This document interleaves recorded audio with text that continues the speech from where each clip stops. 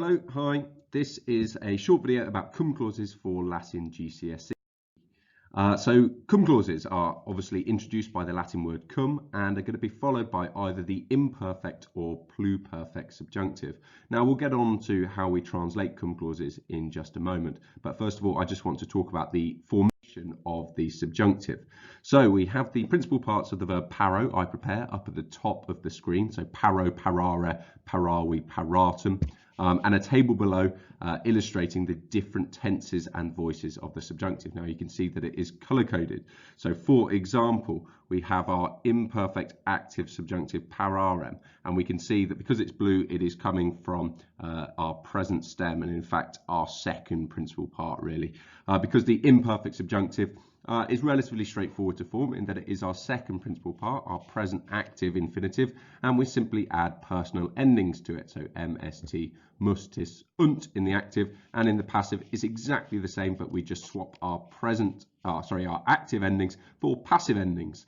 So aris, termur, mani, unter, and so we end up with something that looks like pararem, parares, second person singular, pararet, pararemus, etc.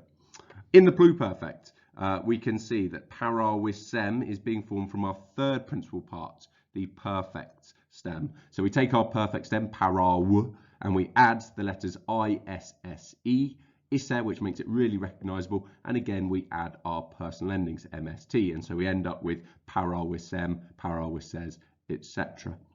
In the pluperfect passive, it's slightly different. We can't just trade our active endings for the passive ones. We actually use our fourth principal part, paratum, and so we can see that we have our fourth principal part, paratus, our PPP. This ending here, the us part, is going to change to agree with the subject of the verb, and then we add the imperfect subjunctive of sum, so our infinitive of sum, esse, with, notice, the active personal ending. So we end up with paratus essem, paratus esses, and then in the plural, parati essemus, etc. So moving back to cum clauses then. So what do cum clauses do? How do we translate them? Essentially, they suggest a mixture of when and because. And so my suggestion is always to begin to translate cum, meaning when. Begin with that and then have a think about the context of our sentence. And it might be that actually since works slightly better as a translation as well, which has maybe a bit more of a because feel to it. So then, if we have a look at this sentence, this Latin example, we have cum vehementer clamaret dominum audivi. So we can see right at the beginning of our sentence, we have cum. Clamaret is an example of an imperfect subjunctive. It's our present active infinitive with a personal ending, t, because it's third person singular. And so we're translating. We're going to start with cum, meaning when.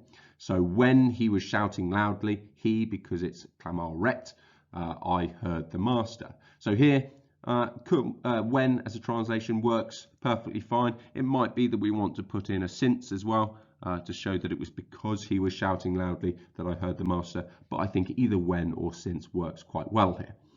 Look at another example. So this time we've still got cum, but notice that our subjunctive with kissem, that isse is indicating that we have a pluperfect subjunctive. So we just need to make sure that we've got the word had in our English translation. All pluperfects are going to be translated with had. So cum again, when I had defeated the enemy, I, because it's with kissem, everybody, everyone praised me. Now here, I actually think that maybe since works a little bit better. So it might be that we want to go for since rather than when. So since I had defeated the enemy, everyone praised me. The reason that they're praising me is because I had defeated the enemy. Now, just one last thing to be aware of is that cum, there are actually two words in Latin, cum. They are homonyms in that they look the same, but they have different meanings. So cum followed by the subjunctive, as we've just seen, means when or since, whereas cum, the preposition, which is going to be followed by a noun in the ablative, means with. Obviously, we shouldn't be confusing these two words. We need to look carefully at the words around cum in the sentence to work out which one of the two cums is being used each time. So to summarise, cum clause is actually relatively straightforward. Followed by the imperfect or pluperfect subjunctive and should be translated as when or since.